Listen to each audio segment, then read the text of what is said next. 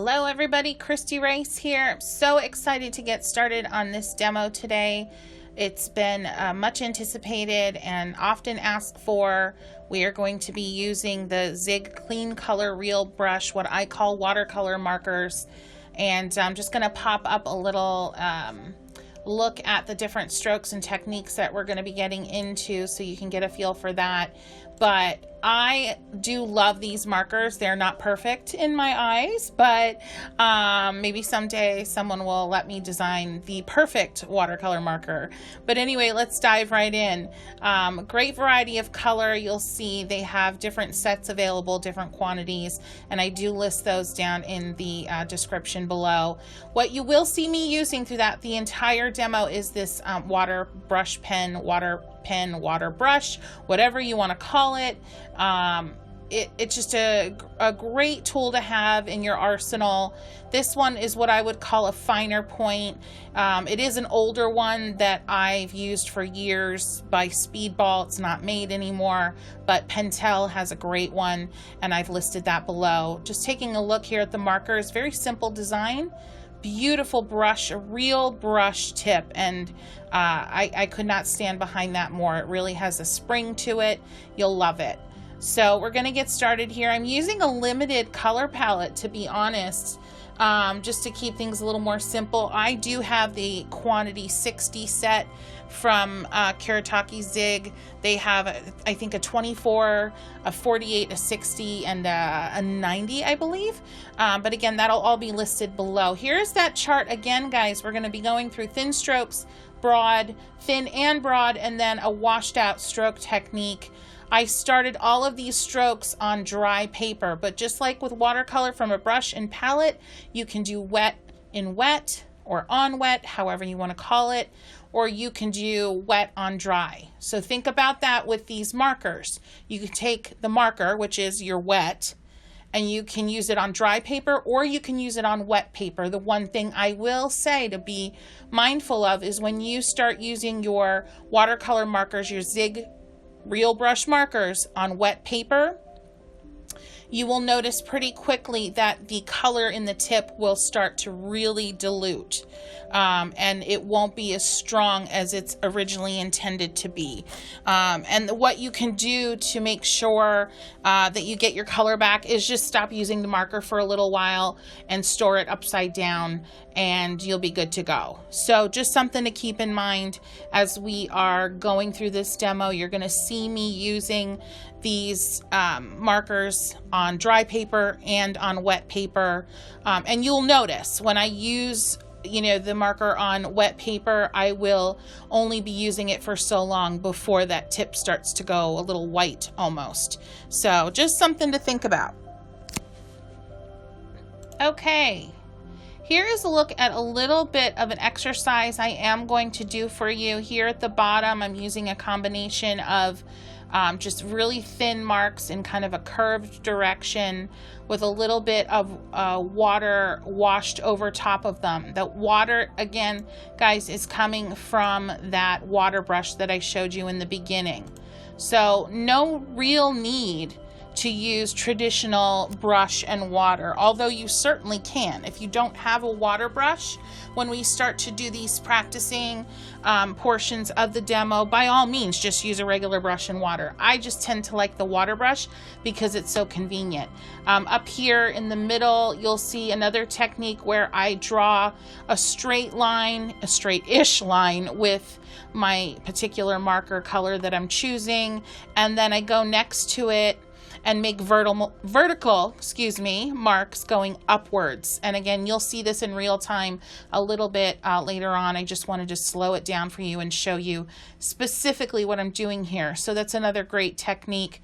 You can put two lines. You can put, let's say, a purple line on top of a pink line, and then take water and brush upwards through those two lines, and you'll get kind of this beautiful combination of colors. And then lastly, I'm showing you here how to do beautiful shading that has very soft transition from color to color to color, and that is something that these markers do so beautifully, so beautifully.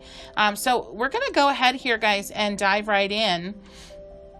Again, just starting out with a little bit of an exercise for you, using just the point of this marker. Again, Zig does not market these as markers, but I tend to call them that, so you'll just have to deal with me.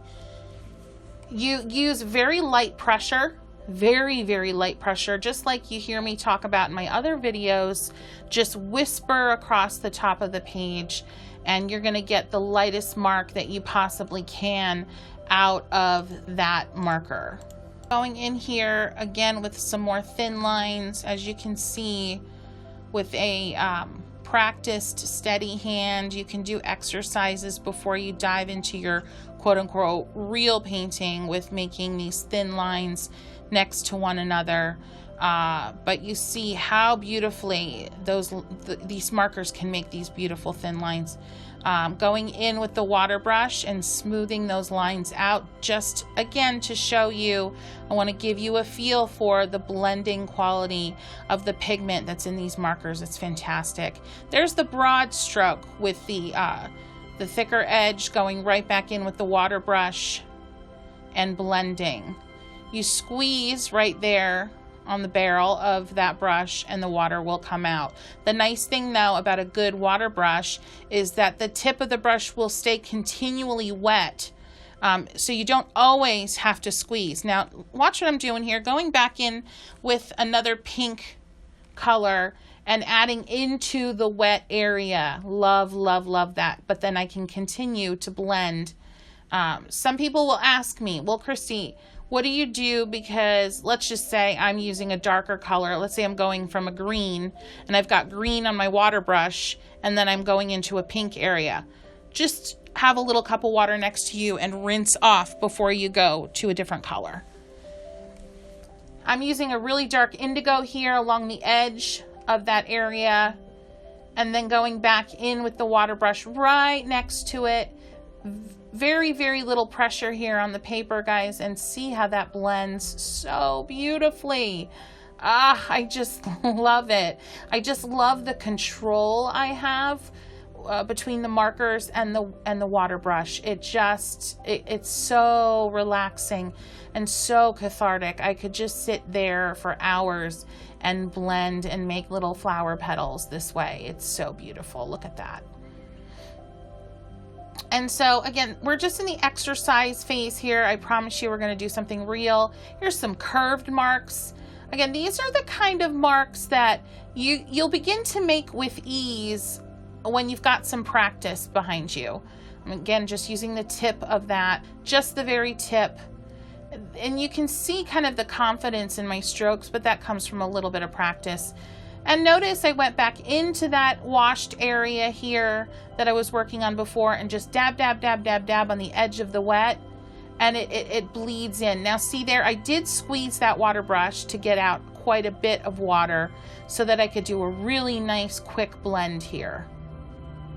But again, back to that technique, you can literally just put the tip of your watercolor marker on a wet area and dab, dab, dab, dab over and over again, and it will act as if you were flooding color traditionally with a brush and palette. It's really cool, really, really cool.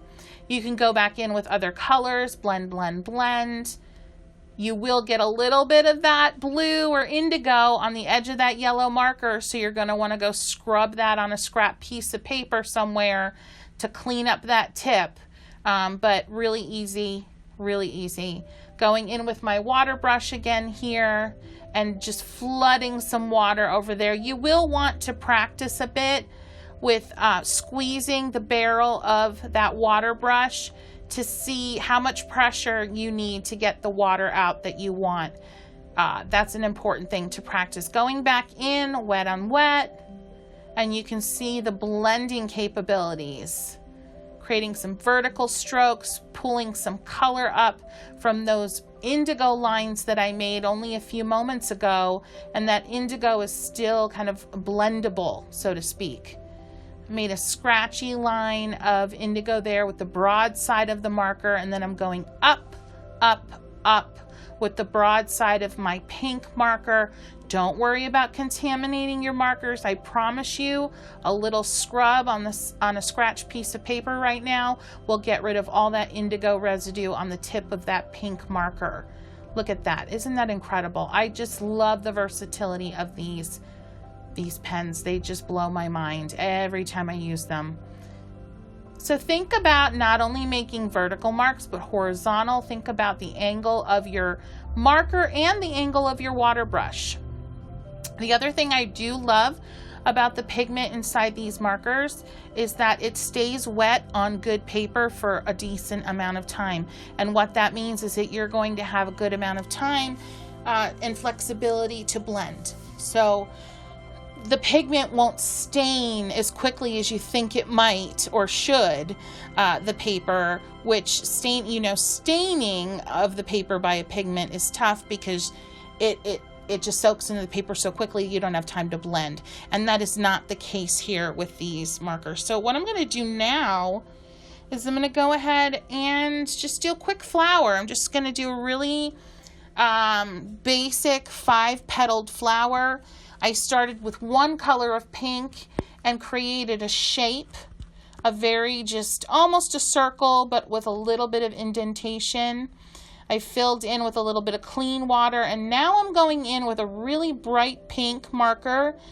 While it's still somewhat wet, you can see a little bleeding happen there, and I'm creating some linear marks to indicate, veins in the flower petal. Going back in with the water brush now and blending all of those pinks. Notice that dab, dab, dab there with the marker, and then I'm just going in to blend. So don't just think about this marker being a tool to make linear marks. Think about it just being a vessel of pigment. So you don't have to make marks essentially that are going to stay that way, or dots or scratch marks or little lines. You can just dab, dab, dab the color into an area and then come in with clean water and blend it away. So that takes a little bit of a shift in your thinking, going from traditional brush on palette to watercolor marker, is that you're not just using it as a marker or a mark making tool. You're using it as a vehicle for pigment. It's just a different way for the pigment to be contained. So I know that's a little deep, but you think about that one for a while.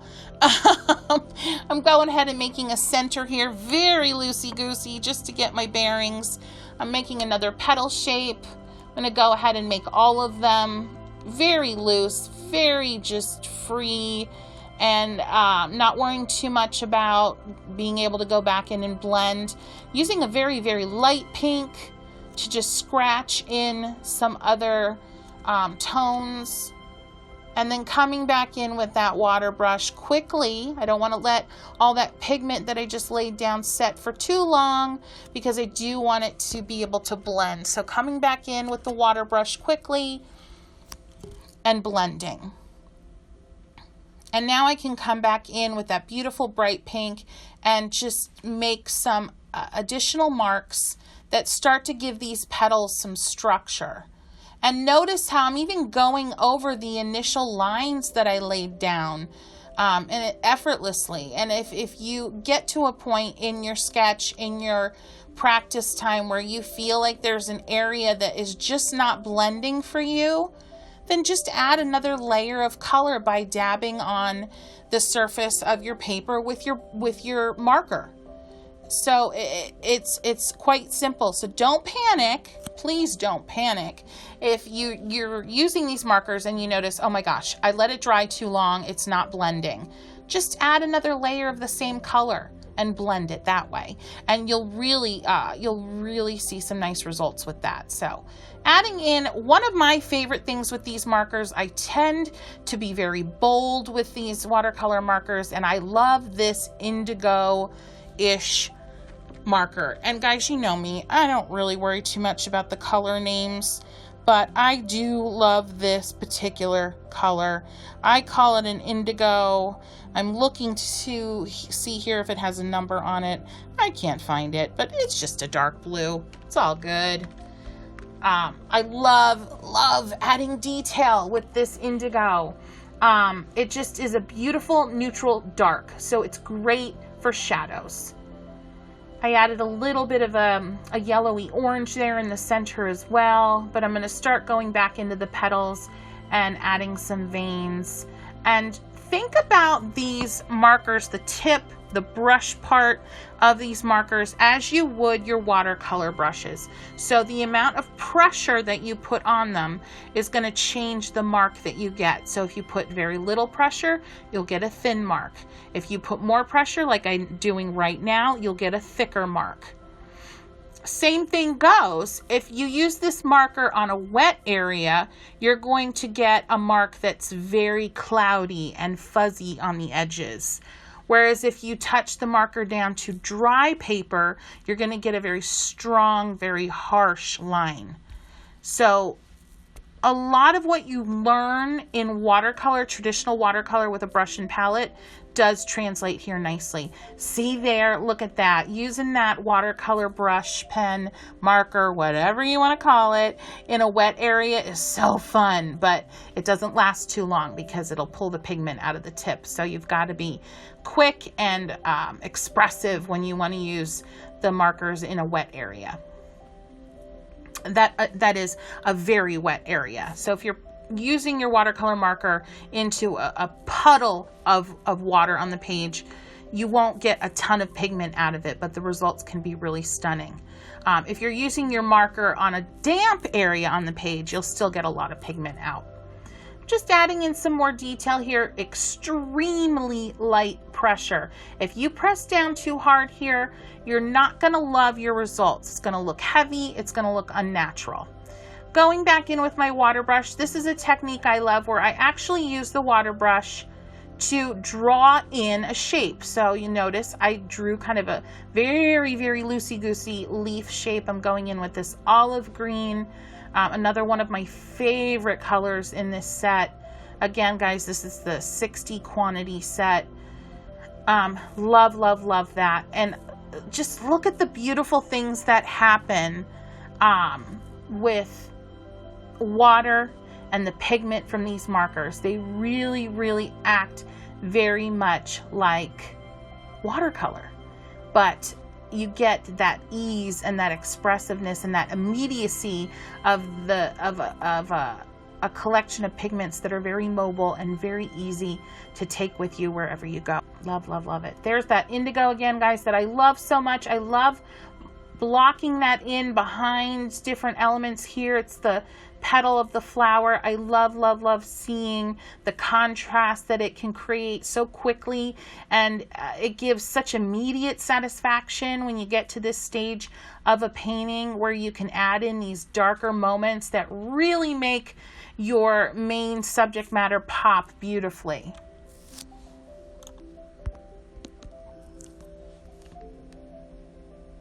Just gonna finish up by adding another leaf over here. Notice I did an outline, very, very rough outline, and then I'm going in with that water brush and adding some water to keep things blending there. Bringing in a little bit of yellow. Notice it's not showing very strongly, so let's try a little green. You can think about using paper towels to blot your water brush just like you would a normal paintbrush. So keep that in mind, really helpful. So that was our exercise. Can you believe it, guys? That was a warm-up. Now we're moving into the real piece here. Notice I laid down some water from my water brush and it was dirty water. No worries there.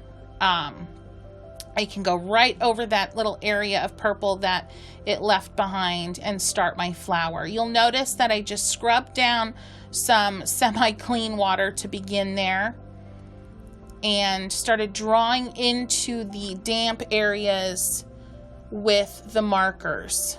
So 5 petals. This is a very generic flower. I'm going to call it a strawberry blossom. I discovered some on the side of the road in Iceland recently, and they were so beautiful. Drawing in some leaves here. Notice the scratchy kind of bold lines. That's because the paper in that area is dry. So right now I'm using my watercolor marker as a drawing utensil, essentially, which is another great technique, bringing in the water brush and starting to blend. You'll notice some pigments, some marker pigments from this collection have a little bit more of a staining property, like this green. You can see that it doesn't blend as easily maybe as some others. So you'll learn that over time. I'm going right in with some detail here with my beloved indigo. I've said this before, I'm breaking a lot of rules. I'm going right to the dark areas, center of the flower there, adding some real fine detail. And I'm breaking rules left and right. I'm not staying with my light tones first. I'm not building up to the dark, but I don't care, because look at that. It's pretty and it works and it makes me feel good. And there you go. So going in with the pink here. Again, I'm not telling you specific colors that I'm using, so you don't feel tied to those specific colors, so you don't feel like you have to go out and buy them. Look at what is happening there. That pink, I'm dragging in through the indigo a little bit. I even grabbed a little bit of indigo with the tip of my pink marker and pulled it through. Did you see that? Did you catch that? Amazing. If you didn't, rewind. You can literally take any color marker, the pink I was using right there, I dabbed it into the center where I'd laid down a lot of indigo, and I transferred some of that indigo onto the pink and got the most beautiful ombre effect when I went ahead and then used that on a petal. Adding some raspberry tones here, a lot of little lines. Guys, this is real time. I did not speed this up, so I am working pretty quickly. Going in and making a strawberry shape. Simple. It is basically a wonky circle, guys, with a little bit of a point at the bottom. I'm kind of scrubbing in color. Again, remember, a marker doesn't have to make linear marks all the time. It can be just a mode, a method, a way of laying down pigment before you smooth it out and wash it out with your water brush like I did just there. Here's another favorite pigment of mine. It's a fluorescent yellow. I know, it's insane. But when I use it sparingly, when I use it as a base for other layers of color, it just feels to me like sunshine. And you'll see what I mean. Adding another strawberry here. I'm not using a red. I used a kind of a bright pink. Just scrubbed in the color with the marker and then smoothed out with the water brush. Another strawberry right next to that pink one. Using a little bit of a dirty water brush there, but it's okay because it works. It's a little bit of the pink from before onto that yellow. A little bit of a pale green here to add some shadows to the strawberry. That's a wet and damp. It's not wet and wet. The water's not pooling on the page. It's just damp. Adding another strawberry there, dry, going back with my water brush. So guys, this is a back and forth. You're noticing a pattern here. I'm working quickly, but you're going back and forth between watercolor marker and water brush. Back and forth, blending and laying down a lot of color. Blending and maybe adding detail. Blending with your water brush. So often the blending is being done with the water brush, however, not all the time. As you've seen already, we can blend with those watercolor markers. I'm going in here a little bold with an olive green marker, adding some little bits that look like seeds, adding some leaves here. So using these markers definitely calls upon your drawing skills. So that is something to think about. I will link to a drawing video that I've done here, at least one. I think there's another one where I've actually done some real-time sketching demos, because you're going to probably want to revisit your illustrative, your drawing skills here a little bit, because they do come into play a little bit more because of the linear quality of the marks that you'll make with these particular markers. Making a side view flower here with a pink, blending with the water brush. And remember, if your water brush, the tip of it, if it's dirty from your last color, just squeeze a little water out as you scrub on a scrap piece of paper, blot it with a paper towel, and it will be clean for you. You can also just have a cup of water, dunk that water brush tip in the water, and blot it off with a paper towel. Going in here, now this surface that I'm on right now is damp. So notice the lines are bleeding out when they hit the paper. That is something you'll want to be mindful of. Again, using these markers is the color that I'm about to put down. Talk to yourself. Okay, I want to put this pink here. I want to put this indigo here. But is the paper wet? Is it soppy, soaking wet? Or is the paper damp? Or is the paper dry? And depending on the state of the paper, you're going to know what kind of effect you're going to get. So talk to yourself. Right now I'm going in, I love adding linear bits of detail. So I'm adding little vines of these kind of generic leaves. They're just little teardrop shaped leaves. So beautiful. Love them so much. Put around here quick, guys. Right now I feel like I need a leaf over here. So again, I drew in a rough leaf with water. And I'm going in. Ooh, look at that blend. Look at that burst. Love it, love it, love it. Can you believe that you can get that out of a watercolor marker? It just blows my mind. Anyway, going in, a leaf there. I've got a dirty brush there. Do you see I'm using that olive green marker, but I had just dipped it in the wet red area of that strawberry above, so now it's a little dirty and not giving me the pigment I want. So I put it down, I exchanged it for this brighter green, which I'm now blending into the leaf with the water brush.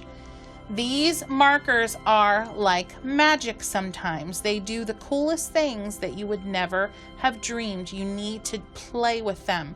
So just like the mark making video that I'm always talking about and I'm often linking to here, you need to practice mark making with these markers, just like you would with your brush, and you will be blown away. This leaf here is still damp, but I'm able to get a little bit of detail in there without it fading away, which is nice. It's a little softer. Love that, love that. Need another flower up here. Compositionally, I like to work in threes. Right now I have the side view pink flower and the main. I'm going to go ahead with a bit of a smaller top-down view of flower. Very simple, rough in those petals and that center, and then start to blend and get some water on the page there. Just remember, you don't have to use the water brush. I highly recommend it because it's just very freeing. You can go ahead and use your regular watercolor brushes and a container of water. So don't want you to feel like you have to go out and buy these water brushes if it's not something you're sure you're going to really enjoy. Going into the damp page here, pink base that I just laid down and blended, adding those raspberry tones on top, getting the indigo center going in there. Lovely.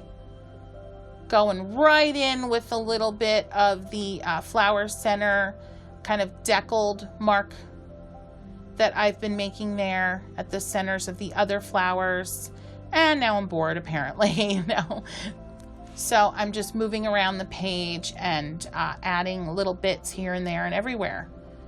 This is something that I tend to do in compositions like these. It's actually a rule that I often follow, which is shocking.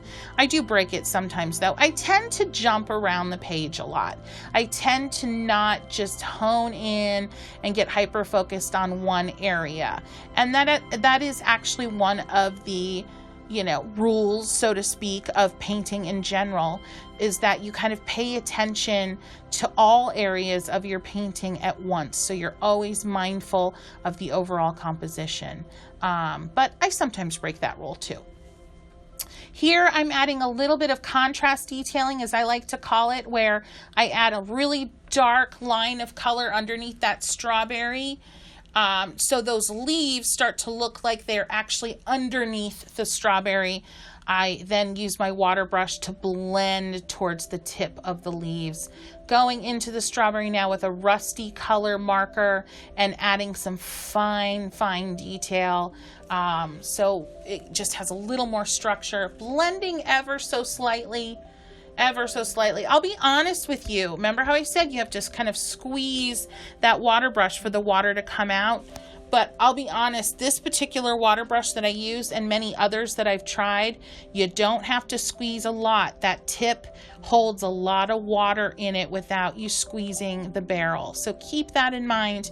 If you do decide to pick up a water brush, play with it. See how hard you have to squeeze, if at all, to keep that tip moist.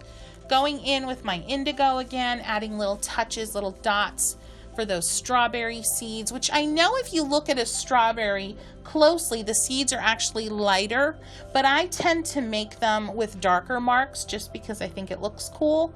Totally up to you.